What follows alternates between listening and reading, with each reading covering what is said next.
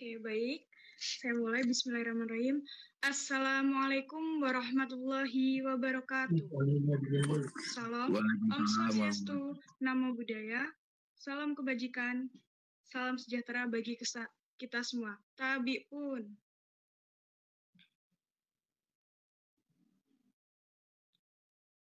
Yang saya hormati, Ketua Umum Alma-Fika FKIP Unila 2024 beserta jajaran Presidium, dan Kak Nong Astriana, SPD selaku pemateri sharing time pada malam hari ini.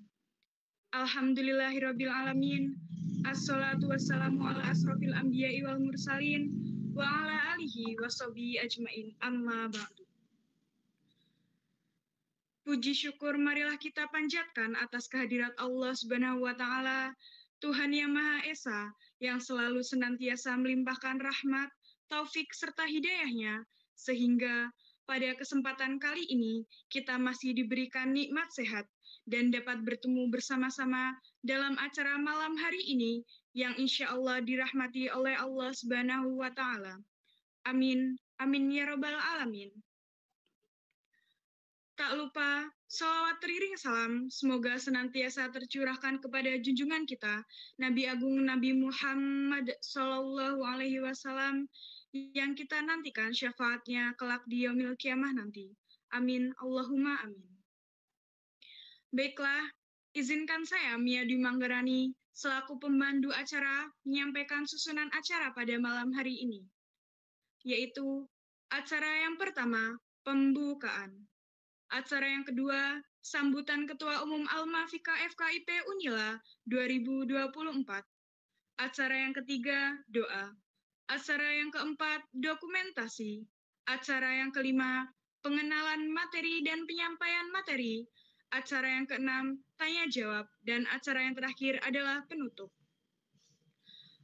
Meningkat acara yang pertama, yaitu pembukaan. Marilah kita buka acara ini dengan bersama-sama mengucapkan lafaz hamd basmalah. Bismillahirrahmanirrahim. Semoga acara hari ini dapat berjalan dengan lancar serta mendapatkan ridho dari Allah Subhanahu wa taala. Hadirin yang saya hormati, memasuki acara selanjutnya yakni sambutan. Sambutan dari Ketua Umum Alma-Fika FKIP Unila 2024. Yang akan dibawakan oleh Saudari Dewa Ayu Kartikasari. Kepadanya disilahkan. Baik, sebelumnya terima kasih untuk moderator yang telah memberi waktu kepada saya. Sebelumnya saya ingin apakah suara saya terdengar dengan baik? Terdengar, Kak. Baik, terima kasih untuk moderator yang telah memberi saya waktu. Sekali lagi, sebelumnya saya ucapkan Assalamualaikum warahmatullahi wabarakatuh.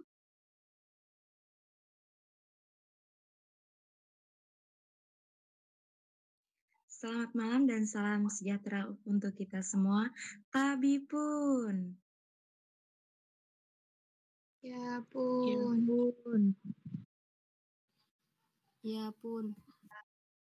Yang terhormat Ibu Dr. Vianti MPD selaku Ketua Program Studi Pendidikan Fisika, yang saya hormati Bapak Dimas Permadi selaku Pembina Aliansi Mahasiswa Pendidikan Fisika, yang saya hormati Majelis Pertimbangan Organisasi 2024, yang saya hormati rekan-rekan Presidium Alma-Fika 2024, yang saya hormati pemateri yang kali ini yang hebat dan akan berbagi ilmu kepada kita, yaitu yang saya hormati teman-teman sekalian yang ada dalam room meeting hari ini. Pertama-tama marilah kita panjatkan puji dan syukur kehadirat Tuhan Yang Maha Esa, di mana atas rahmat limpahnya kita dapat berkumpul dalam acara Jimit Sharing Time Alma-Fika dan sehat walafiat. Sebelumnya di sini saya izin memperkenalkan diri, nama saya Dewa Ayu Kartikasari selaku Ketua Umum Aliansi Mahasiswa Pendidikan Fisika. Sebelumnya saya mengucapkan terima kasih kepada Kak Nong atas tersedianya sebagai pemateri sharing time kali ini. Harapan saya semoga nantinya apa yang disampaikan Kak Nong akan membuat kita menambah wawasan tentunya. Apalagi nih, nantinya kita mau mungkin seperti beliau mendapat beasiswa LPDP. Nah, tentunya kita harus tahu nih apa yang harus kita siapkan, bagaimana persiapan kita, terus apa yang ngebuat kok bisa lolos ya, apa aja sih tahap-tahapnya itu. Itu yang terpenting nantinya. Makanya kenapa ini sangat penting untuk teman-teman semuanya, agar nantinya kita dapat saling sharing sesuai dengan judul apa yang telah dilaksanakan oleh divisi pendidikan ini, yaitu sharing time. Jadi semoga nantinya dengan adanya sharing time ini akan ada timbal baliknya dari pemateri memberi kita ilmu dan kita menyerap ilmunya. Jadi ada sebuah pepatah mengatakan, jika kita punya ilmu jangan pernah ilmunya berhenti di kita. Kenapa? Karena ketika kita menyampaikan ilmunya kepada orang lain, tentu kita akan menjadi lebih baik dan lebih bisa daripada orang lain. Seperti itu. Mungkin hanya itu yang dapat saya sampaikan. Bila ada salah kata saya mohon maaf, kepada Tuhan saya mohon ampun. Saya akhiri, wassalamualaikum warahmatullahi wabarakatuh. Selamat malam semuanya. Waalaikumsalam, selamat malam Kak Deyu. Baik, saya ucapkan terima kasih kepada Kak Dewa Ayu Kartikasari yang telah memberikan sambutan. Acara selanjutnya yaitu doa yang akan dibacakan oleh Saudara Wahyu Farhan Amullah kepada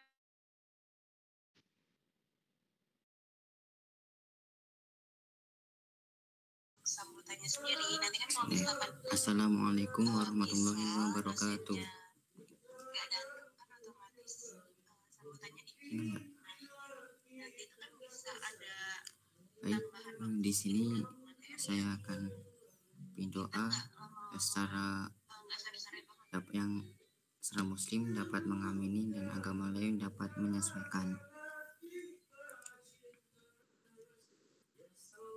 A'udzubillahi minasyaitonirrajim. Bismillahirrahmanirrahim. Allahumma sholli ala sayyidina Muhammad wa ala ali sayyidina Muhammad.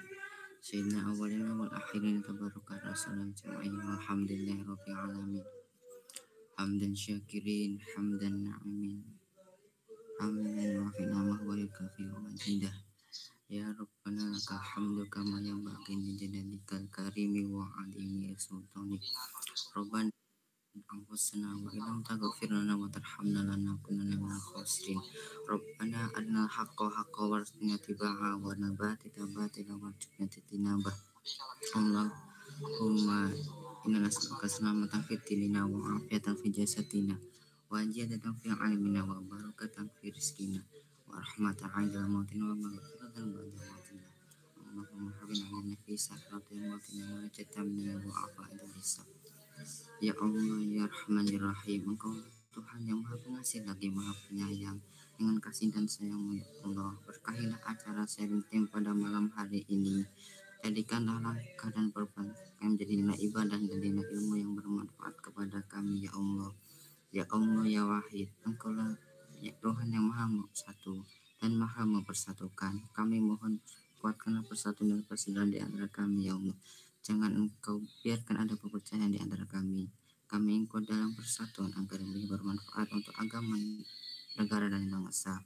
Ya Allah, ya Ghafur, Engkaulah Tuhan yang Maha Pengampun. Ampuni dosa kami, dosa kedua orang tua kami, dosa guru-guru kami, dan dosa para pemimpin yang mendahului kami, ya Allah. Tepat karena kami semua dalam lindungan dan rahmat-Mu ya Allah.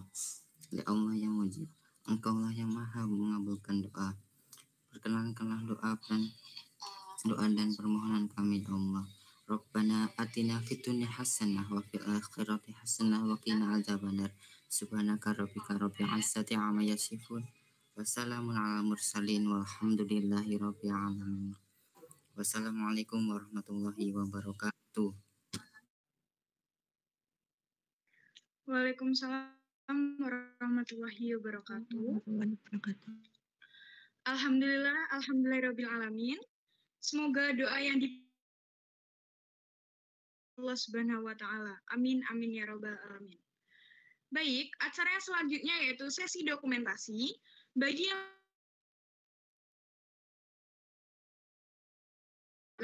SMA yang belum on kamera dimohon untuk on kamera karena akan dilakukan sesi dokumentasi.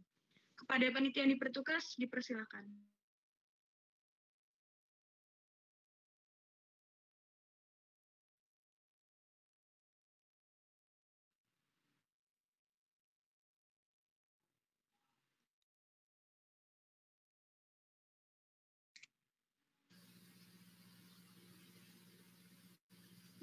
Baik, apakah suara saya terdengar?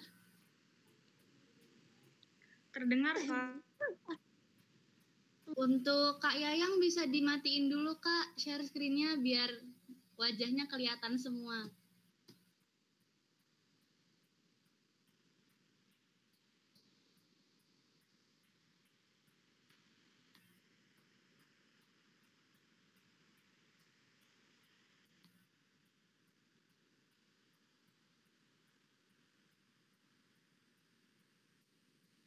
Yuk, yang lain yang belum on cam segera on cam ya.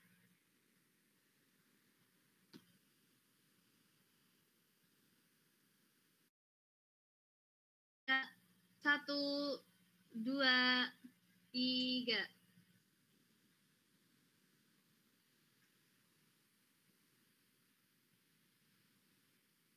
Sekali lagi, yang belum on cam segera on cam ya teman-teman.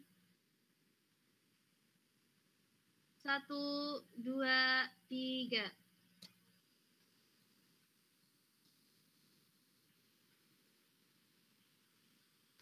Makasih.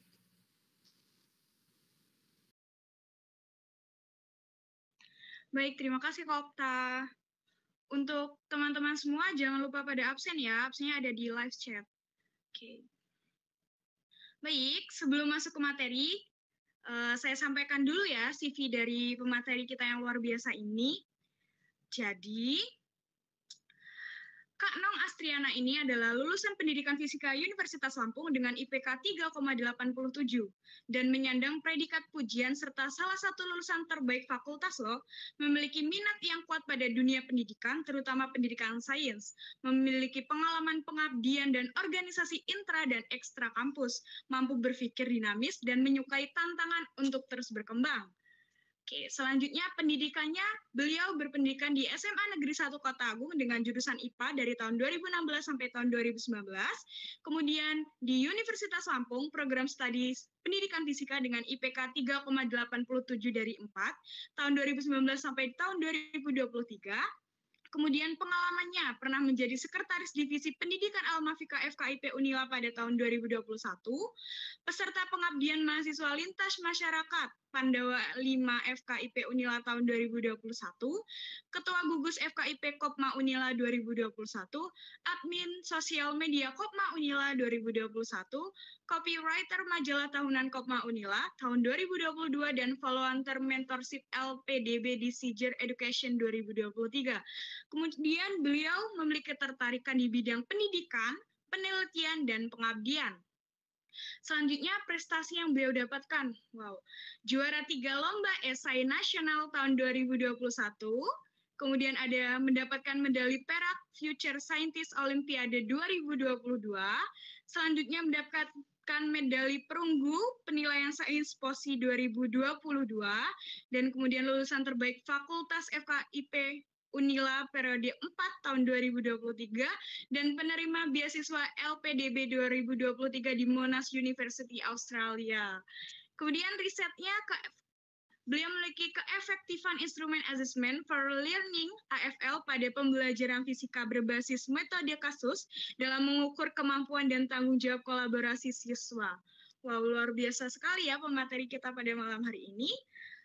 Langsung saja kita masuk ke acara yang selanjutnya, yaitu penyampaian materi yang akan disampaikan oleh Kak Nong Astriana SPD. Kepada beliau disilahkan.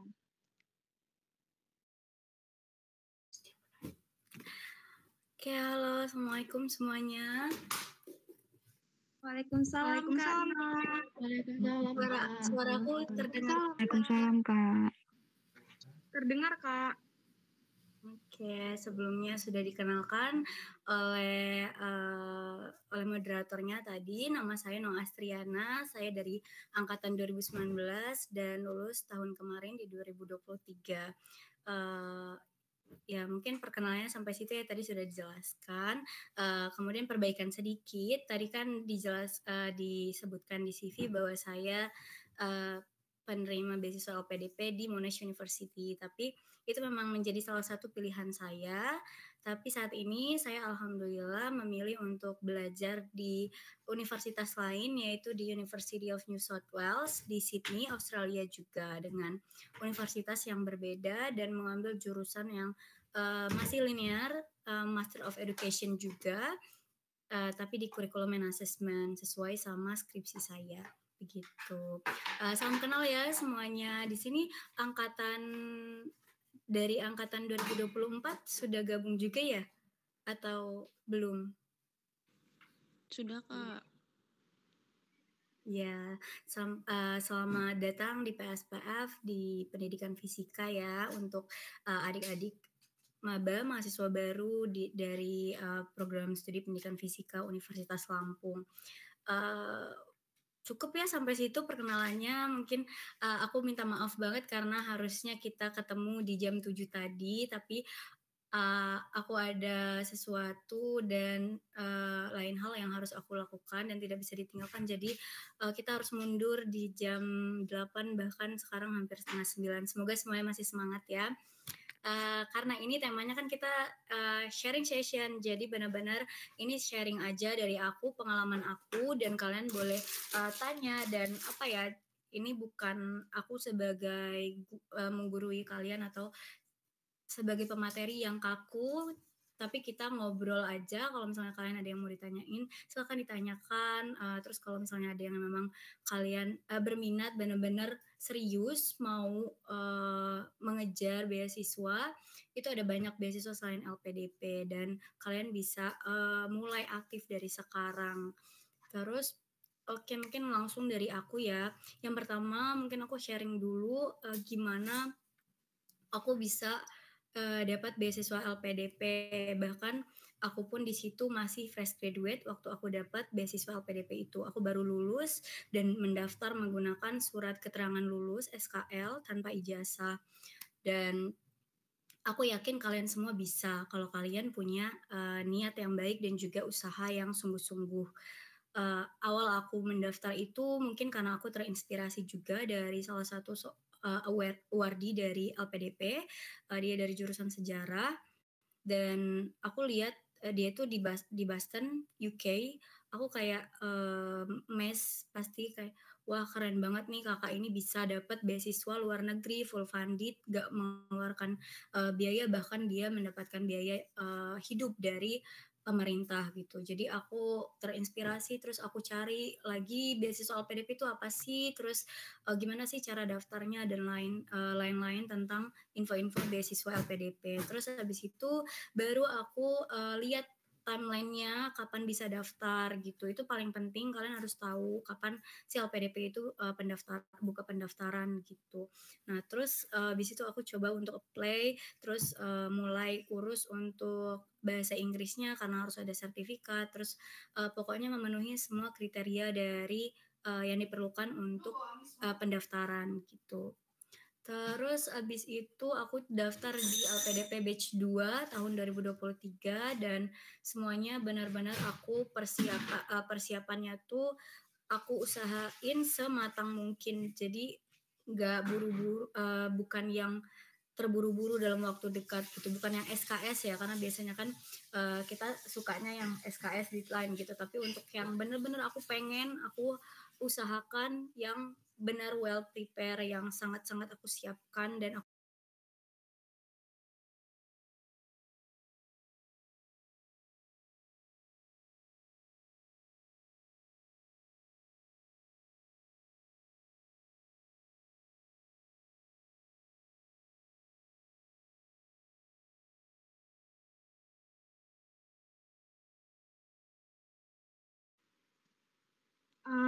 Mohon maaf, Kak Nong, sepertinya mic-nya ke-mute, Kak. Maaf. sampai kapan ya? Dari kapan ya? Batch kedua, pendaftaran LPDP batch kedua. Oke, ya. Ya itu pokoknya aku daftar di batch 2 dan aku coba untuk well prepare, benar-benar mengusahakan semuanya sebaik mungkin. Jadi nggak SKS, nggak yang nunggu deadline gitu, tapi aku benar-benar persiapkan. Kalian bisa lihat timelineku dan beberapa tipsku juga mengenai sistem dari pendaftaran beasiswa LPDP di IG ku di Instagram, di highlightnya ada LPDP. Walaupun kalian nggak mau follow atau nggak follow nggak apa-apa, karena itu aku buka, nggak aku kunci Instagramnya. Kalau kalian mau baca aja highlightnya bisa. Instagramku nongaye3. Nanti bisa aku ketikin di akhir ya kalau kalian misalnya mau baca highlightku. Oke, terus selanjutnya mungkin teman-teman penasaran apa sih LPDP itu. Jadi LPDP itu adalah lembaga pengelola dana pendidikan. Ini merupakan salah satu beasiswa terbesar di Indonesia yang mana dia membuka 2 tahap pendaftaran setiap tahunnya, dan penerima beasiswa LPDP itu akan mendapatkan beasiswa full funded, yang artinya semua itu di-cover oleh LPDP, termasuk pendaftaran, kemudian juga biaya perkuliahan dan juga biaya hidup kalian gitu. Kalau misalnya kalian mau menjadi wardi LPDP. Oke, aku share PPT-nya ya, biar kita kenalan sama beasiswa LPDP. Sampai sini ada yang mau ditanyakan? Oke, baik teman-teman, jika ada yang ingin ditanyakan, boleh untuk raise hand ya.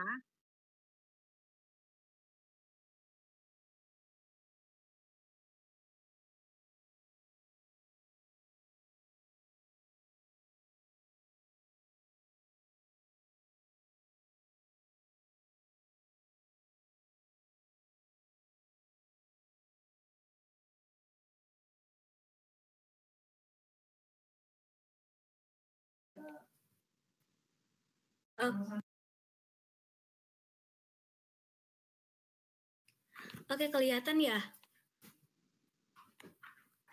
Terlihat, Kak. Oke. Aku ngomongnya kecepatan nggak ya? Nggak apa-apa kalau misalnya kecepatan bilang aja ya.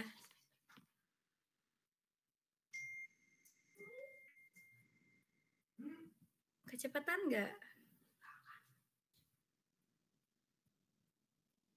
Jalan ya?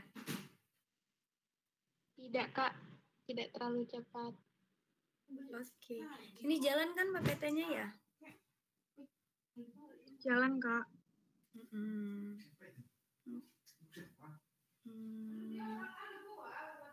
Kita mulai dari langsung ke ininya aja.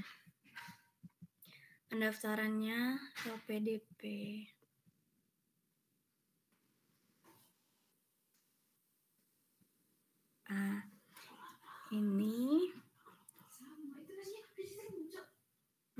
Ini tahap dari seleksi beasiswa LPDP. Jadi kalau misalnya kalian tertarik, silakan kalian bisa mengikuti. Yang pertama itu pasti ada seleksi administrasi. Di mana seleksi administrasi itu tentu kalian harus punya beberapa berkas persyaratan. Kalau untuk yang mau ke luar negeri, wajib punya IELTS atau apapun sertifikat bahasa Inggris. Kemudian juga harus menyiapkan esai, yang paling penting, yang paling krusial itu 2 itu, esai dan sertifikat bahasa asing atau bahasa Inggris. Jadi sertifikat bahasa Inggris kalian bisa pakai TOEFL ITP, IELTS atau Duolingo, itu untuk beberapa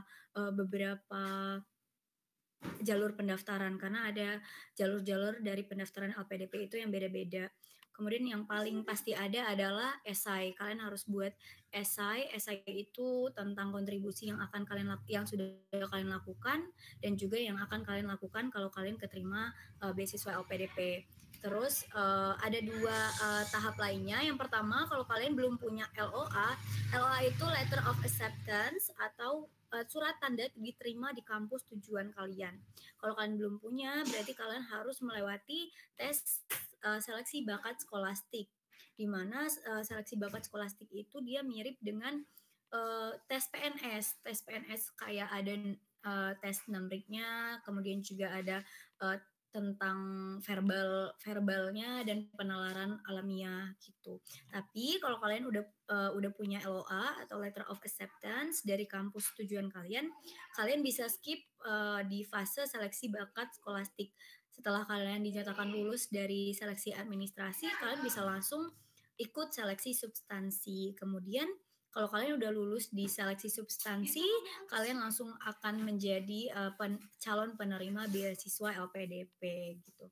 Kenapa calon? Karena untuk menjadi penerima beasiswa LPDP, setelah kalian diterima, kalian harus melewati beberapa pemberkasan juga seperti tanda tangan kontrak dengan pihak LPDP, kemudian mengikuti PK atau persiapan keberangkatan gitu. Oke, terus setelah ini tahap seleksi untuk kemitraan. Nah, terus apa aja sih yang kita dapat kalau kita menjadi wardi LPDP? Jadi LPDP itu mengcover 3 dana yang kita butuhkan. Yang pertama yaitu dana pendidikan, kemudian dana pendukung dan dana pendukung untuk penyandang disabilitas. Ini khusus untuk yang mendaftar dengan jalur disabilitas.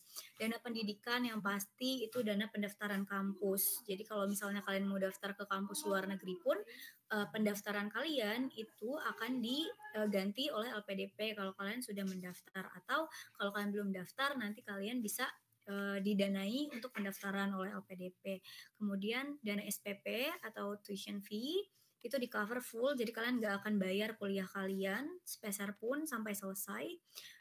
Kemudian ada dana tunjangan buku, kemudian dana bantuan penelitian, tesis atau disertasi, dana bantuan seminar internasional. Jadi kalau kalian mau ikut seminar internasional, misal di Malaysia atau di Australia, walaupun kalian wardi dari dalam negeri, itu kalian akan didanai oleh LPDP. Kemudian ada dana bantuan publikasi jurnal internasional. Kalau kalian sudah menyelesaikan tesis atau punya tulisan atau artikel yang bisa terbit di jurnal internasional, itu LPDP bisa cover untuk biayanya. Biasanya kalau Q1 itu kan agak mahal, sekitar 10-30 jutaan, dan itu bisa gratis kalau kalian menjadi wardi LPDP gitu. Dan kalian penasaran gak sih kira-kira misal dana tunjangan buku, kalau SPP kan tergantung sama univnya ya. Kalian tahu nggak dana tunjangan buku dari LPDP itu berapa? Ada yang tahu? Ada yang tahu? 10 juta kali ya, Kak? Ya, benar, Dewa. Ayu, benar banget. Jadi tunjangan buku itu untuk di dalam negeri itu 10 juta per tahun. Jadi kalau misalnya kalian kuliah 2 tahun, kalian bakal dikasih 20 juta gitu. Oh, hadiah. Oke, nanti aku spill hadiahnya di akhir. Oke, terus untuk dana pendukung yang pasti dana transportasi. Jadi kemanapun kalian berpergian, commute, kayak dana berangkat, dana kembali gitu, dana pulang ke rumah. Tapi itu sesuai sama awal perkuliahan dan akhir perkuliahan. Jadi kalau misalnya kalian mau pulang di pertengahan kayak lebaran atau ada acara, itu tidak ditanggung oleh LPDP. Tapi untuk dana keberangkatan awal dan juga dana kepulangan itu dikasih tiket dari LPDP. Kemudian dana aplikasi visa, ini sebagai ini untuk yang di luar negeri. Jadi di luar negeri itu kan kita masuk ke negara orang harus punya visa ya, dan itu bayarnya lumayan mahal. Untuk Australia sendiri itu kemarin aku bayar 18 juta, tapi itu diganti sama LPDP nanti. Kemudian juga asuransi kesehatan juga mereka yang tanggung, dan kita dapat dana hidup bulanan. Dan menurutku dana hidup bulanan dari LPDP itu sangat-sangat cukup untuk kita kalau misalnya kita bisa menyelesaikan dengan standar gaya hidup menengah ke bawah gitu. Tapi kalau mungkin kalau yang untuk kayak bermewah-mewahan ya itu tergantung kalian cukup nggak cukupnya. terus dana kedatangan. Jadi kalau misalnya kita baru berangkat ke kota ataupun negara tujuan belajar kita, itu kita dapat juga uang saku awal buat kita datang ke negara baru atau kota baru itu gitu, untuk penyesuaian, mungkin untuk kosan atau untuk dana-dana awal itu dikasih juga. Kemudian untuk yang khusus dokter atau juga ada dokter spesialis atau PhD, itu dia dapat tunjangan keluarga, tapi emang nggak sebanyak dari wardinya sendiri, sekitar 25% dari dana bulanan kalau kita mau bawa keluarga, tapi ini khusus untuk yang S3. Kemudian dana keadaan darurat, kalau misalnya ada sesuatu yang benar-benar darurat, itu kalian bisa mengajukan ke LPDP. Kemudian ada pengayaan afirmasi atau pengayaan bahasa. Kemarin aku juga ikut karena aku daftar di jalur afirmasi, jadi aku juga bisa ikut pengayaan. Pengayaan itu kalau kalian jalur afirmasi, kalian bisa menerima pengayaan bahasa. Mungkin TOEFL kalian masih ada yang kurang atau IELTS kalian masih ada yang kurang, kalian bisa ikut di pengayaan bahasa dan itu full dibiayai oleh LPDP gitu. Terus sembarangan loh.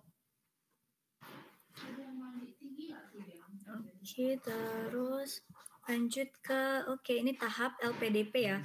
Mungkin kalau misalnya ada yang udah targetnya lulus di bulan Juni, kalian bisa udah lewat ya. Kalau mungkin biasanya ini kan udah tahap 2 udah selesai. Di tahap 3 itu belum keluar timelinenya, nanti selesai. Ini kan 7 November dia pengumuman untuk tahap 2. Biasanya di Desembernya itu udah ada pengumuman jadwal seleksi beasiswa LPDP untuk yang 2025. Nah, umumnya itu ada di Januari atau Februari pendaftarannya. Kalian udah bisa persiapkan dari sekarang kalau misalnya kalian punya target untuk lulus di Januari atau Desember, pokoknya mendekati dari tahap 1 beasiswa LPDP 2025. Ini timeline untuk yang 2024, kayaknya kita skip aja karena udah lewat. Nah, selanjutnya jadi ada beberapa program atau jalur dari pendaftaran beasiswa LPDP. Yang paling sering diikuti itu adalah program afirmasi dan reguler. Jadi aku jelasin yang afirmasi dan reguler aja ya. Afirmasi itu dibagi lagi sebenarnya. Sasarannya ini yang pertama afirmasi daerah, afirmasi putra-putri Papua. Nah, putra-putri Papua ini karena kita kan ada yang mungkin ada domisilinya Papua, asalnya dari Papua, nggak ada ya? Oke, kalau nggak ada kita skip aja, langsung ke daerah afirmasi. Nah, daerah afirmasi itu sasarannya cuma untuk orang-orang yang domisilinya dari daerah afirmasi. Nah, ini beberapa kabupaten atau kota dari 5 provinsi di Indonesia Timur yang belum masuk dia afirmasi tapi belum masuk di peraturan presiden gitu. Ada NTT, Maluku, Maluku Utara, Papua, Papua Barat, Papua Tengah, Papua Selatan, Papua Pegunungan, dan Papua Barat Daya. Dan ada 62 kabupaten yang masuk di daerah tertinggal atau search kalau kalian dari Lampung atau dari luar Lampung. Setauku kalau dari Lampung itu cuma ada satu, kalau misalnya belum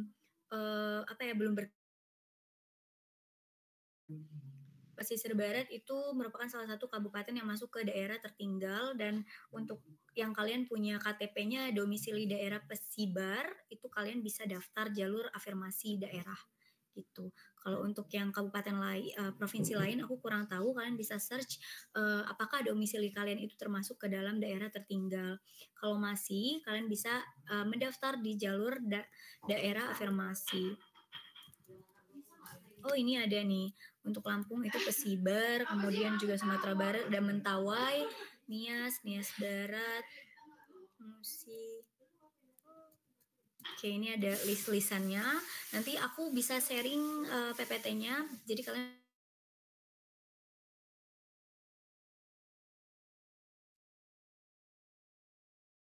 next ke beasiswa prasejahtera. Nah, beasiswa prasejahtera ini untuk keluarga menengah ke bawah. Jadi untuk memang prasejahtera ya, namanya sesuai namanya. Salah satu syaratnya yaitu adalah salah satu anggota dari keluarga kita yang PKH, BPNT, BST atau PBI. Dan diutamakan itu adalah fresh graduate di di keluarganya yang melanjutkan sekolah ke jenjang magister. Nanti salah satu syaratnya kalian akan tanda tangan di atas materai pernyataan bahwa kalian merupakan melanjutkan sekolah ke jenjang magister atau master. Nah, untuk syaratnya untuk prasejahtera itu sebenarnya hampir sama. Syarat bahasanya yaitu dalam negeri, setauku saat ini itu kalau ini kan untuk sosialisasi di batch pertama ya, dari batch pertama, tapi di batch kedua kalau kalian mau mendaftar di program di universitas dalam negeri, kalian nggak perlu ada sertifikat bahasa lagi. Jadi untuk dalam negeri kalian bisa daftar tanpa sertifikat ITP, TOEFL ITP atau luar negerinya itu TOEFL ITP 500 wajib, skor 500 atau IBT 61, Duolingo, TOEFL atau PTE equivalent 50 dan IELTS 6.0 atau 6 ke kampus luar negeri gitu. Kalian bisa persiapkan dari sekarang kalau kalian berminat untuk lanjut ke luar negeri. Terus harganya 3.0, jadi itu setauku merupakan syarat yang umum. Jadi untuk prasejahtera ataupun sama. Proses seleksinya masih sama yang aku jelaskan di awal tadi gitu. Oke, terus penyandang disabilitas. Oke, aku lanjut ke yang reguler ya, karena pasti kalau nggak farmasi itu reguler. Tuh, kadar ulama ini bisa kalian coba kalau misalnya kalian dari UIN atau maksudnya punya background gitu perguruan tinggi kadar ulama bisa daftar di perguruan tinggi kadar ulama. Misal kalian sudah lama menjadi hafiz atau suka tafsir Quran begitu. Terus kalian bisa mendaftar atau mendapatkan LOA dari institut atau universitas kadar ulama seperti UII gitu, UII atau UIII untuk yang doktoral.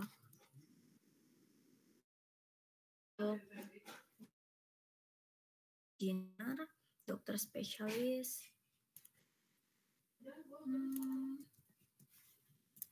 Ini tadi sudah ya. Oke, ini program yang umum. Ini yang aku bilang tadi merupakan salah satu yang juga sangat umum untuk diikuti karena yang paling mudah syaratnya yang biasanya kita punya peluang yang besar untuk mendaftar ya. Itu beasiswa reguler dengan afirmasi. Kalau daerah kan belum tentu nih kita tinggal di daerah tertinggal, kemudian juga disabilitas juga, siapa tahu alhamdulillahnya kita tidak punya disabilitas, terus juga yang lain harus punya syarat khusus. Tapi kalau reguler dan prasejahtera itu syaratnya cukup umum untuk kita jumpai gitu. Kalau reguler itu umum, jadi sasarannya adalah yang jenjang pendidikan D4 atau S1 atau mau melanjut ke jenjang S2 ataupun doktoral.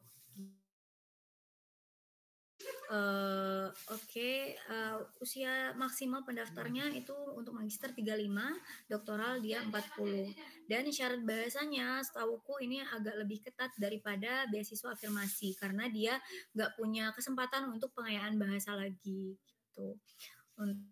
Untuk magister itu TOEFL ITP-nya wajib 500 atau IELTS-nya 6. Dan luar negeri itu IELTS-nya 6,5 dan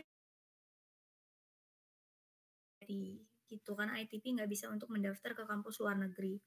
Kemudian syarat IPK-nya masih sama 3.0 atau untuk yang doktoral 3,25. Aku yakin kalian masih mau ke magister dulu kan ya, belum ada yang mau ke doktoral. Untuk seleksinya Kemudian selanjutnya yaitu beasiswa perguruan tinggi utama dunia. Jadi ada beberapa biasanya dia di range 1 sampai 10 peringkat 1 sampai 10 atau 1 sampai 15 peringkat, kayak Harvard yang biasa kita dengar, Stanford, terus MIT, apalagi Columbia biasanya yang masuk ke peringkat 1 sampai 15 dunia. Terus ya yang lainnya kalian bisa cari PTUD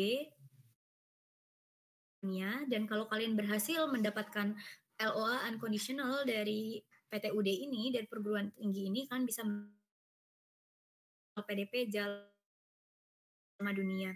Menurutku ini salah satu beasiswa yang paling gampang gitu. Kalau misalnya karena udah susah kan untuk dapat jadi untuk play beasiswa ini peluangnya cukup besar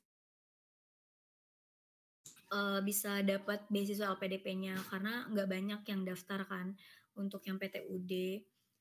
Untuk syaratnya masih sama, magister 35 tahun, doktoral 45 tahun untuk usia pendaftarnya. Kemudian untuk syarat bahasanya dia sama dengan beasiswa reguler, tapi beberapa yang memang dia tidak diterima lagi gitu. Mereka cuma menerima PTI akademik, IELTS, dan IB. Terus ini di PTUD-nya, perguruan tinggi utama dunia, ada John Hopkins, ada California Institute of Technology, Columbia, Cornell, terus Stanford, dan lainnya. Tapi kalian tetap update. Kalau nggak salah di Agustus atau di Juli itu baru ada QS World Ranking yang baru. Oke, mungkin sampai di situ ya untuk penjelasannya, karena yang lain itu tentang beasiswa lain yang tidak dengan kita. Oke, dari aku cukup. Mungkin adik-adik ada yang mau ditanyakan? Baik teman-teman dan Kakak Asma, jika ada yang ditanyakan boleh sekali ya. Untuk Kak Rikistia dan Kak Okta boleh. Siapa duluan? Mungkin boleh Kak Okta dulu ya. Silakan Kak Okta.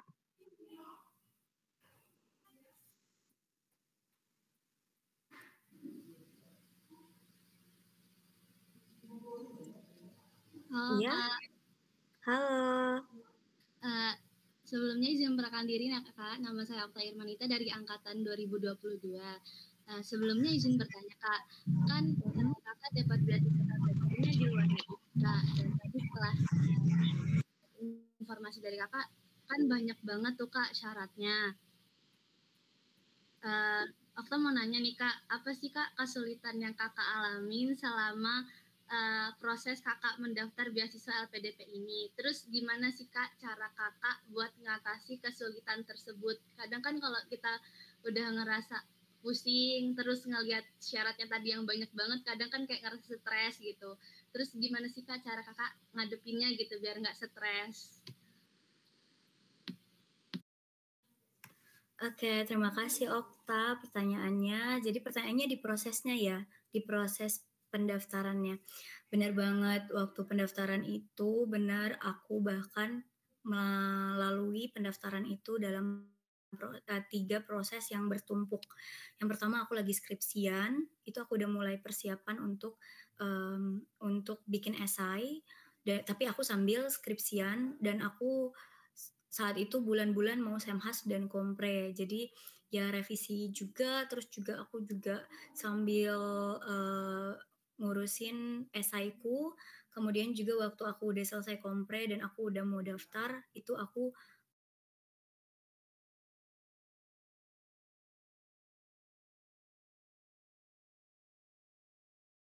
harus revisi dan aku harus latihan untuk sertifikat bahasa Inggrisku gitu. Caraku untuk menghadapinya yang pertama pasti kita harus bagi waktu, karena kalau kita nggak bisa bagi waktu, yang lain bakal keteteran gitu. Terus kalian harus netapin skala prioritas apa sih yang paling penting duluan gitu. Karena waktu itu aku belum lulus atau aku belum kompre, jadi aku nggak bisa punya SKL dan nggak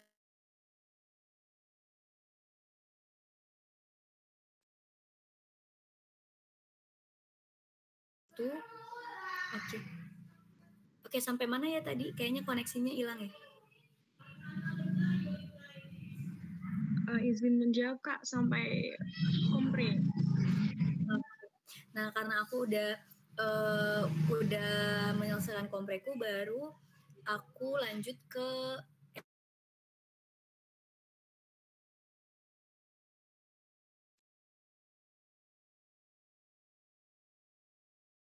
kadang kalau aku udah lihat kayaknya aku nggak bisa nih gitu, aku belum lulus. Nah, waktu itu niatku kayak urung, kayak apa ya, tergerus gitu. Kayaknya nggak bisa nih gitu.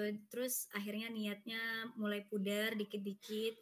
Tapi aku selalu ingat kalau apa ya, jadiin itu jalan yang menurut kalian nggak ada jalan lain pokoknya. Aku harus keterima, nggak ada jalan lain. Waktu itu aku bilang, kalau aku nggak keterima LPDP, aku nggak tahu harus kemana. Jadi aku semangat lagi, terus aku mulai essay lagi, dan sampai akhirnya bisa submit ke administrasi dan lainnya. Terus waktu penungguan untuk tes akhir substansi, aku juga udah mulai jenuh. Itu benar-benar yang kalian nunggu 1 bulan untuk pengumuman jadwal, 1 bulan lagi untuk pengumuman waktu dari pelaksanaan wawancara. Kalian bakal jenuh dan bilang kayak aku udah capek, apalagi berjuang di tahap 1 dan 2-nya juga, terus di akhir bakal kayak ngerasa capek banget, drain banget energinya. Tapi kalian harus fokus lagi ke niat kalian, benar-benar niatin di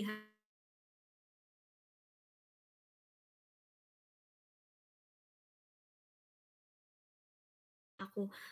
Dan yang paling susah itu, yang paling stres itu adalah mengatasi diri sendiri, karena interest kalian itu akan naik turun. Kayak mungkin temennya, waduh temenku ternyata selesai kuliah, dia PPG gitu. Terus kalian bakal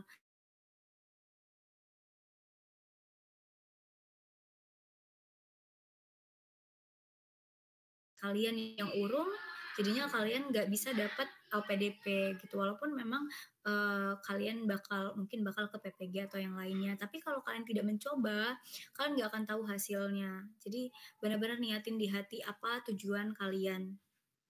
Itu caraku kalau aku pribadi. Mungkin cara orang-orang beda-beda ya. Kalau kalian stres, mungkin kalian bisa sharing sama teman-teman juga. Itu salah satu yang bisa mengurangi stres kalian. Kalau misal kalian lagi banyak hal yang harus dilakukan gitu, kalian bisa sharing ke teman-teman kalian. Jadi terus kalian bisa hangout bareng-bareng.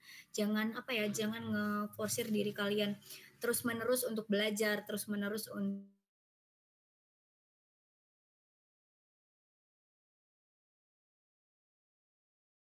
time gitu, kayak waktu untuk senang-senang sama teman kalian. Jadi kalian gak stres banget di prosesnya. Apalagi ada jarak-jarak pasti di pendaftaran itu. Gitu, Okta. Ada lagi yang mau ditanyain?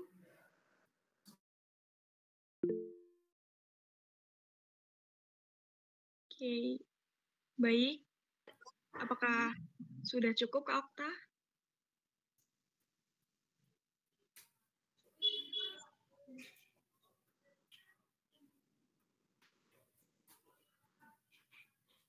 Gimana Kak Okta?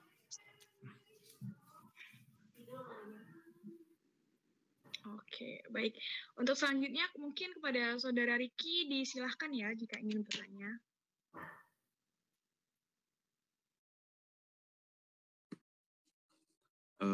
Halo semuanya. Sebelumnya izin memperkenalkan diri, nama saya Riki Eka Setia. Saya dari angkatan Pendidikan Fisika angkatan 24. Saya ingin bertanya tentang beasiswa LPDP.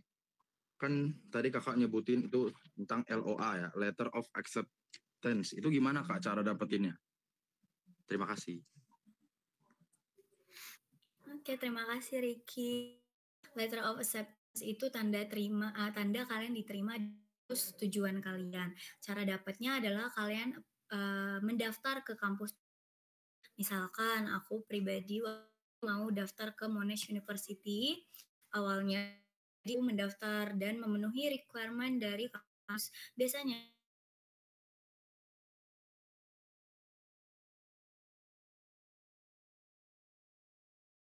letter of acceptance itu ada 2, unconditional. Conditional artinya masih ada satu syarat yang belum kalian penuhi. Tapi kalau unconditional, kalian sudah memenuhi officially. Aku waktu itu karena aku belum IELTS, jadi aku mendaftar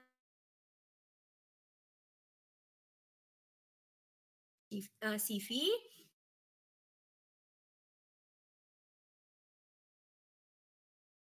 ke bahasa Inggris kalau misalnya belum ditranslate, kemudian juga akte lahir dan kartu keluarga, sama KTP.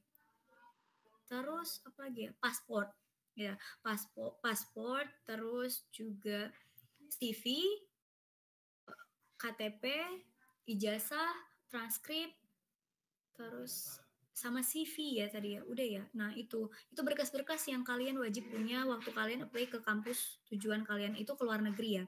Tapi dalam negeri setauku itu jauh lebih mudah. Nanti kalau misalnya kalian daftar ke luar negeri itu nanti bakal diseleksi sekitar, kalau aku kemarin sekitar 1 minggu.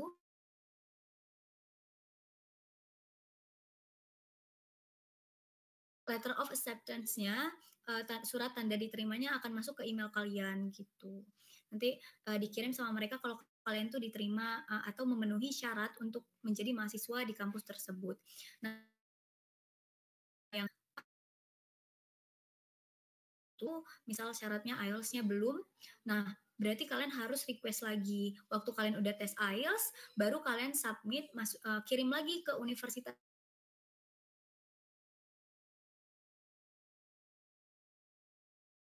acceptance unconditional atau tanpa syarat lagi. Nah, kalau kalian udah dapat yang unconditional, kalian udah resmi menjadi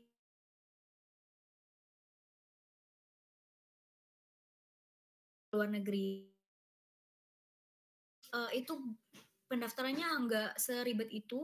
Mungkin kalian yang ribetnya ada tes semacam tes akademik.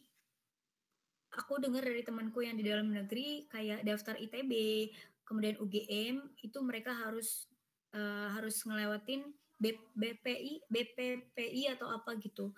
Dia kayak semacam tes.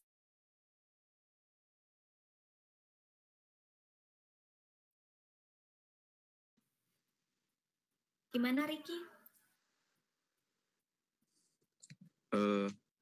Boleh nanya lagi nggak? Boleh. Nanya lagi nggak? Boleh. Kita kan sharing ya guys. Jadi santai aja. Aku bilang tadi kan kalau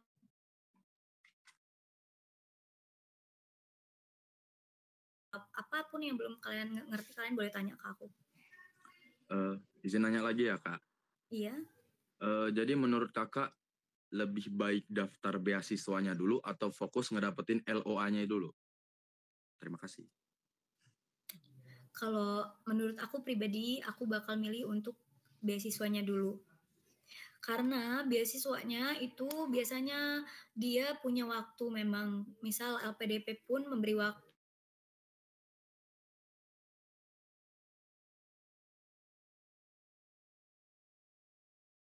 1 tahun lebih, kalian bakal dapetin kalau kalian benar-benar usaha.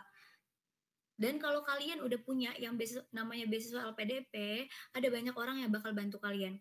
Aku pun waktu itu aku belum punya unconditional, dan aku dibantuin sama banyak agen dan gratis, agen-agen ke luar negeri, agen-agen beasiswa untuk study abroad. Benar-benar ngebantuin dari nol, dari aku punya IELTS, mereka mendaftar semua berkas-berkas yang aku sebutkan tadi, mereka yang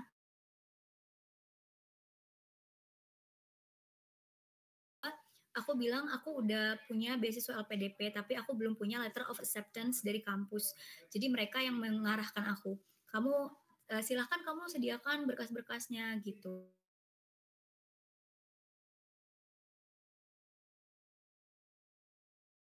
bisa dapat si LOA-nya gitu kan. Tapi sebenarnya kalau kalian udah dapat beasiswanya, pikiran kalian akan terbuka sendiri. Yang awalnya kalian nggak tahu gimana cara mendaftar ke kampus, yang awalnya kalian nggak harus kalian siapkan, nanti akan ketemu sendiri jalannya. Aku pun dulu nggak tahu tuh kalau misalnya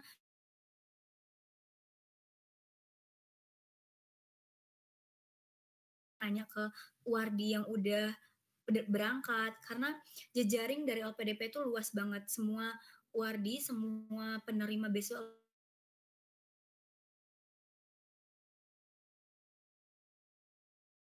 kan, walaupun kan nggak kenal nih sama orang ini, kalian boleh banget buat chat. Aku dulu chat bener-bener orang yang nggak aku kenal, cuma bermodalkan aku kenal, aku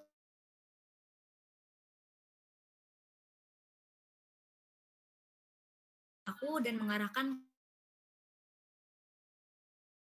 education, IDP, itu yang bisa kalian kunjungi. Kantornya ada di Bandar Lampung juga ada. Terus kalian bisa tanya-tanya apa aja caranya untuk daftar ke kampus-kampus luar negeri gitu.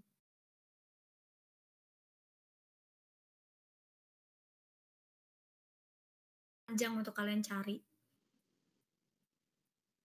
Gitu. Ricky, gimana yang lain? Gimana Ricky? Ya, jelas Kak, jelas. Terima kasih. Oh iya, maaf Kak, ini agak OOT dari materi. Kakak tadi dari SMA 1 ya? SMA Negeri 1 Kota Agung ya? Iya. Wah, sama Kak. Kemarin aku juga ada di kampus Expo kan, kalau kamu ikut juga. Iya, makanya mau nanya juga sekalian. Karena pas di SMA itu belum sempat nanya pas itu. Oh gitu. Aku juga waktu itu sharing-sharing ke anak-anak dari SMA 1 kan. Ya aku tuh sebenarnya teman-teman kalau misalnya kalian benar-benar yang niat banget buat dapet beasiswa LPDP, aku ada banyak kok kakak tingkat kalian juga yang dari 2020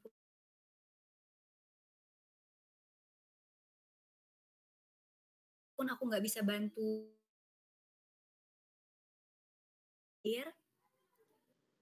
Aku bakal ngarahin kalian ke beberapa platform yang menyediakan mentoring gratis gitu. Jadi kalian jangan ragu buat PC aku kalau misalnya kalian memang butuh informasi-informasi lebih lanjut gitu.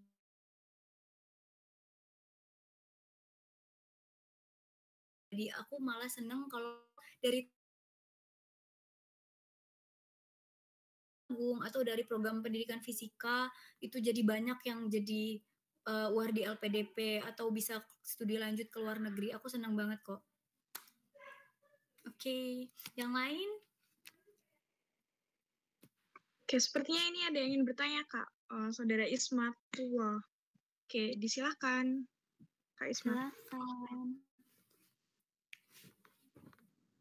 Oh, izin menyampaikan, Kak, beliau bertanya lewat room chat, jadi beliau bertanya mengenai esai itu bagaimana cara menulis esai untuk beasiswa yang baik dan benar, Kak? Itu pertanyaannya. Oke, sebentar ya. Aku harus charge device-ku dulu kayaknya. Aku cari casan dulu ya, guys.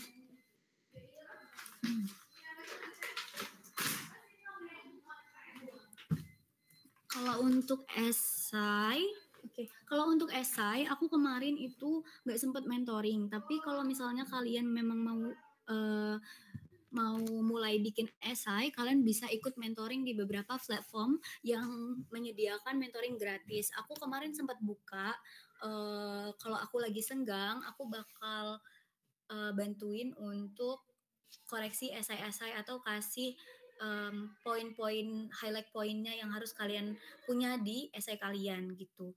Kalau esai sendiri itu untuk apply beasiswa itu macam-macam ya, beda-beda termasuk tergantung requestment dari beasiswanya. Kalau LPDP sendiri yang harus ada di esai kalian yang pertama yang paling paragraf pertama itu adalah pengenalan diri kalian dan gimana cara kalian menggambarkan diri kalian itu sosok yang kuat, berintegritas, dan juga masuk ke kriteria LPDP pokoknya.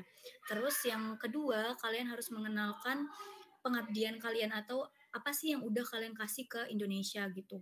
nggak usah ke Indonesia yang begitu luas, cukup ke daerah kalian atau mungkin ke prodi kalian atau mungkin kalian mengisi webinar atau sesuatu yang itu merupakan pengabdian untuk kalian menerapkan ilmu yang kalian dapat dari universitas gitu. Aku pribadi waktu aku SI-ku, aku mencantumkan bahwa aku ada di kepanitiaan Kampus Expo. Ya mungkin Ricky tahu ya karena Ricky dari sama SMA-nya dari aku, kalau di SMA Negeri 1 Kota Agung itu ada yang namanya Kampus Expo di mana alumni-alumni dari SMA aku itu membuat acara untuk memberikan pengetahuan baru untuk anak-anak yang baru mau lulus atau mengarahkan mereka gitu, memberikan gambaran gimana sih perkuliahan gitu. Terus memberikan wadah informatif untuk mereka menanyakan dan sharing-sharing dengan kakak-kakak yang udah baru kuliah ataupun yang sudah berada di semester lanjut. Jadi mereka bisa sharing gimana sih perkuliahan di jurusan masing-masing yang mereka interestnya gitu. Nah itu benar-benar ngaruh di aku karena itu jadi pengabdian aku untuk anak-anak SMA yang baru lulus di daerahku gitu. Dan itu diterima oleh LPDP. Itu jadi pengabdianku. Walaupun kecil, yang penting kalian punya pengaruh gitu. Ada pengaruh kalian untuk sekitar, untuk lingkungan, untuk daerah, untuk orang-orang di sekitar kalian juga. Terus habis itu selain pengabdian juga kalau untuk luar negeri kalian harus kasih keyakinan kalau kalian bakal balik ke Indonesia. Kontribusi apa sih yang kalian bakal kasih untuk Indonesia? Kalau pemerintah mau menyekolahkan kalian, misal kalian mau menjadi dosen gitu, saya akan kembali ke Indonesia kalau saya kalau saya menyelesaikan kuliah saya akan menjadi seorang akademisi, menjadi dosen yang mengabdi di bidang penelitian, ilmu pengetahuan, dan juga pengabdian gitu. Terus mungkin closing statement. Terakhir, closing statement itu juga penting. Itu sesuatu yang biasanya ada di akhir esai, gimana kalian meyakinkan pewawancara gitu. Kalau misalnya kalian itu salah satu kandidat yang kuat untuk menjadi wardi LPDP. Itu untuk esai LPDP. Gitu, gimana? Tadi yang bertanya lewat chat. Oke, terima kasih banyak, Kak. Ya, nggak apa-apa kalau ada yang mau tanya. Izin ke lewat room chat. Oke, nggak apa-apa. Izin membacakan ya, Kak. Oke. Beliau bertanya, untuk beasiswa LPDB ini apakah esainya harus berbahasa Inggris? Terus motivasi liter dibutuhkan? Dan yang terakhir, banyak banget ini pertanyaannya, Kak. Apakah beasiswa LPDB itu sifatnya mengikat, Kak? Terima kasih. Oke, yang pertama, aku jawab yang pertama dulu. Apakah esainya harus berbahasa Inggris? Untuk luar negeri, umumnya itu beberapa temanku itu pakai bahasa Inggris. Karena pun nanti wawancara, kita nggak tahu kita bakal diwawancarain bahasa Inggris atau bahasa Indonesia gitu. Karena terserah dari pewawancaranya. Misal esaimu bahasa Indonesia, tapi waktu wawancara, kamu bisa aja esaimu itu ditanyakan dalam bahasa Inggris. Gitu. Tapi biasanya sih kalau untuk ke luar negeri dia bahasa Inggris, tapi untuk ke dalam negeri dia bahasa Indonesia. Gitu. Terus motivation letter dibutuhkan nggak, Kak? Motivation letter itu untuk beasiswa LPDP nggak dibutuhkan. Tapi kalau kamu mau daftar ke luar negeri itu bakal dibutuhkan untuk apply ke kampusnya. Terus dengan esai itu apa ada bedanya? Oh, motivation letter sama sama esai. Kalau motivation letter itu lebih singkat ya. Kalau aku kemarin motivation letter itu lebih ke kayak personal statement, apa sih yang memotivasi kamu untuk masuk ke kampus dan jurusan ini gitu. Terus kenapa sih kamu harus mengambil langkah untuk kuliah di sini gitu. Itu kalau motivation letter tuh lebih ke kayak apa yang mempengaruhi kamu untuk melanjutkan studi gitu. Kalau esai itu lebih ke ada beberapa poin yang tadi aku jelaskan yang yang pertanyaan sebelumnya itu yang harus ada di esai. Jadi esai lebih luas cakupannya dari motivation letter. Terus yang terakhir, apakah beasiswa LPDP itu sifatnya mengikat? Ya, jawabannya LPDP itu mengikat, tapi bukan yang mengikat selama hidup ya. Jadi LPDP itu kalau misalnya kita menjadi UR di LPDP, kita sebelum menjadi penerima itu kita disebut sebagai calon penerima beasiswa. Disebut sebagai penerima kalau kita sudah tanda tangan kontrak dengan pihak LPDP. Tanda tangan kontraknya apa? Tanda tangan kontraknya adalah kalian bersedia untuk melakukan pengabdian. Pengabdiannya 2N+1. N itu masa kuliah. Aku kuliah 2 tahun. Jadi aku harus balik ke Indonesia selama 2N+1 atau 5 tahun untuk mengabdi. Mengabdinya bukan yang mengabdi nggak dikerja terus nggak digaji, tapi kalian harus bekerja apapun itu di Indonesia, nggak boleh ke luar negeri atau bekerja untuk perusahaan luar gitu. Mengikatnya kayak gitu, tapi bukan yang mengikat seumur hidup ya, kalian harus ada di Indonesia, nggak boleh bekerja di luar negeri atau kalian harus kerja terus nggak digaji, bukan. Tapi lebih ke mengikatnya kalian harus punya pengabdian 5N+1. Walaupun kalian sebagai guru atau sebagai dosen itu termasuk pengabdian kok. Gitu. Begitu Riri, gimana? Yang lain mungkin kalau misalnya nggak mau on cam nggak apa-apa, bisa tanya di room chat.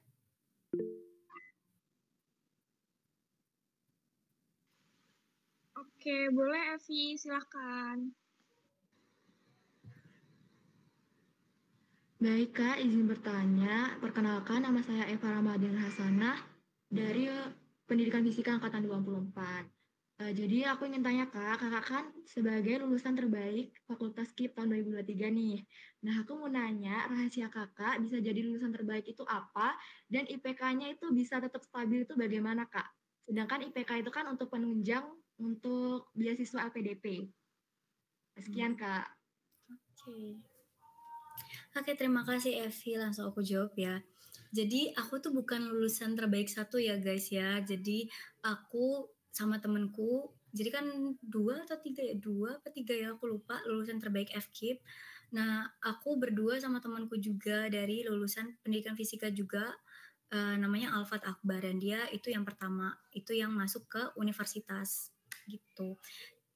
Dan aku tuh yang kedua, lulusan terbaik kedua di tahun aku ya, di tahun maksudnya di periode wisudaku. Nah, cara aku untuk manage itu IPK, yang pertama sebenarnya IPK pertama itu kalau misalnya kalian pede untuk meningkatkan terus itu nggak apa-apa, kalian carilah IPK setinggi-tingginya di semester 1. Tapi kalau aku pribadi waktu itu, IPK semester 1ku itu menurutku malah salah. Karena aku IPK semester 1ku tuh 3,96. Aku 3,96 dan waktu di semester 2 itu jatuh. Karena 3,96 tuh menurutku ketinggian untuk di semester 1. Sampai akhirnya waktu di semester 2 itu aku jatuh ke 3,73. 3,7 atau 3,6. Terus akhirnya nurunin IPK itu sangat mudah, tapi naikinnya itu susah banget. Sampai aku harus benar-benar make sure, aku harus benar-benar yakin kalau aku harus dapat nilai nggak boleh C atau nggak boleh B di semester berikutnya. Karena itu bakal terus turun. Naik itu tuh susah banget, dan aku udah nyampe di titik 3,96 di semester 1ku, dan semester 2ku turun ke 3,6 atau 3,73. Terus itu di semester 2 atau semester 3 ya, itu COVID.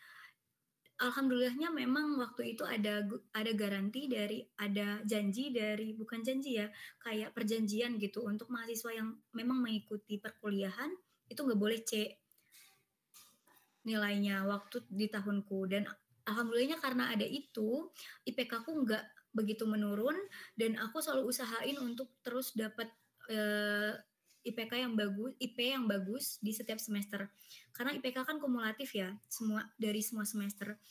Nah, waktu itu aku naik pelan-pelan. Jadi dari 3,7 itu aku naik ke 3,84 sampai ke akhir perkuliahan, sampai ke semester 8. Jadi semester 8, berapa semester ya? Berarti 3, 4, 5, 6, 7, 8. 6 semesternya itu aku ngoyo untuk naikin lagi. Karena di awal aku udah jatuh karena si 3,96 itu. Mungkin apa ya, kalau misalnya kalian, karena kan MK-nya juga, mata kuliahnya juga bakal lebih susah kan.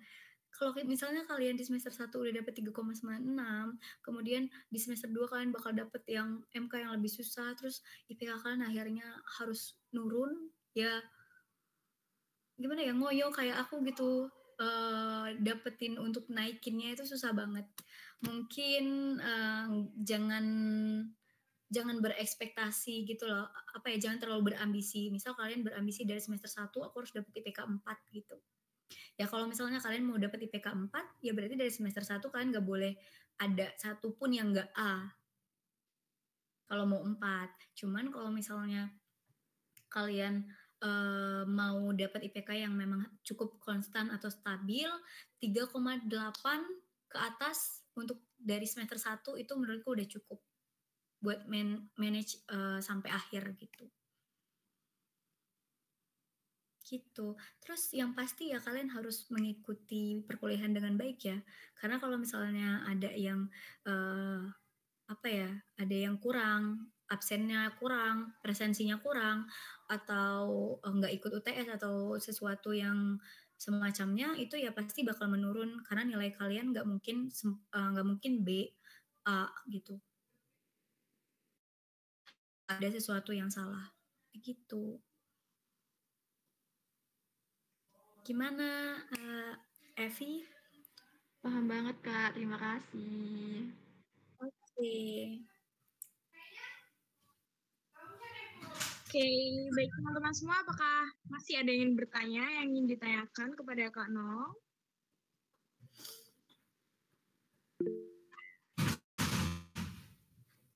Oke, Lisa Arina, boleh silakan.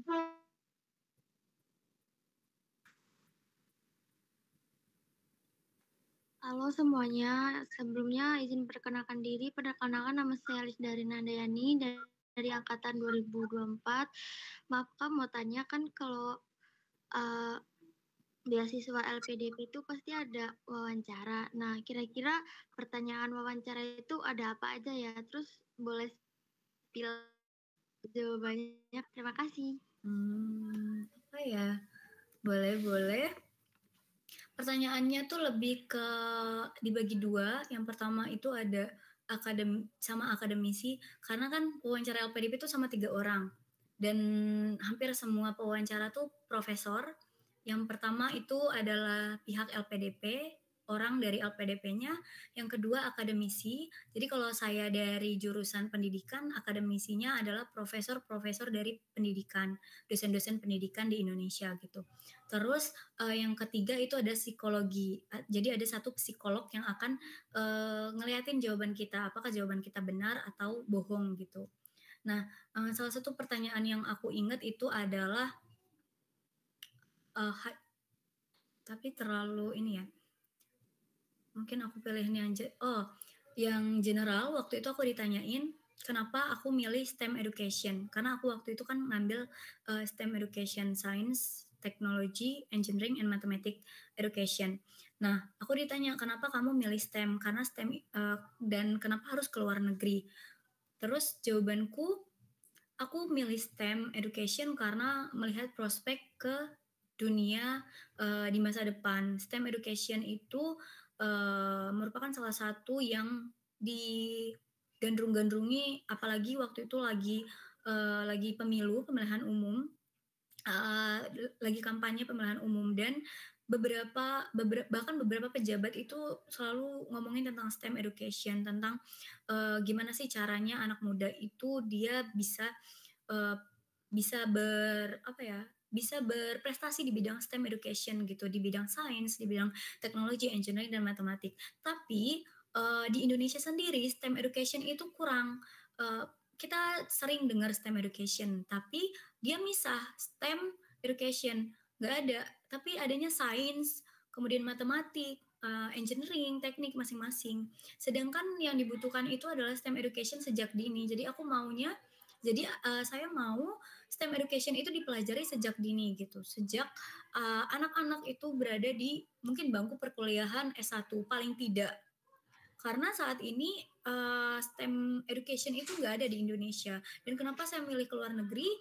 Di Indonesia pun belum menyediakan yang namanya program studi STEM education. Mereka masih mungkin kekurangan dari akademisi dan lainnya. Sedangkan STEM education itu selalu dijadikan prioritas di apa ya namanya waktu itu ya? Di rapat-rapat, aku lupa nama apa konferensinya. Pokoknya di konferensi itu adalah pembahasan tentang STEM education. Gimana caranya anak muda itu menggandrungi STEM education. Tapi Indonesia nggak punya STEM education gitu. Terus mereka nanya balik, kalau misalnya nggak ada, terus gimana? Apa kamu mau bikin? Kata pewawancaranya. Apa kamu mau bikin program studi STEM education? Terus aku bilang kenapa tidak, kalau misalnya emang itu yang dibutuhkan di Indonesia dan emang belum ada di Indonesia, berarti Indonesia memang harus membuat sendiri gitu. Dan mungkin saya bisa menjadi salah satu penggeraknya setelah saya menyelesaikan studi saya nanti. Intinya adalah kalian yakin sama rencana masa depan kalian dan kalian yakin sama diri kalian. Terus kalau untuk psikologi, pertanyaannya mungkin lebih ke pribadi. Apa sih masa tersulit di hidup kamu? Apa kamu pernah mengkhianati integritas dirimu? Gitu. Kamu pernah nggak berbuat tidak adil? Gitu. Itu pertanyaannya, wawancaranya.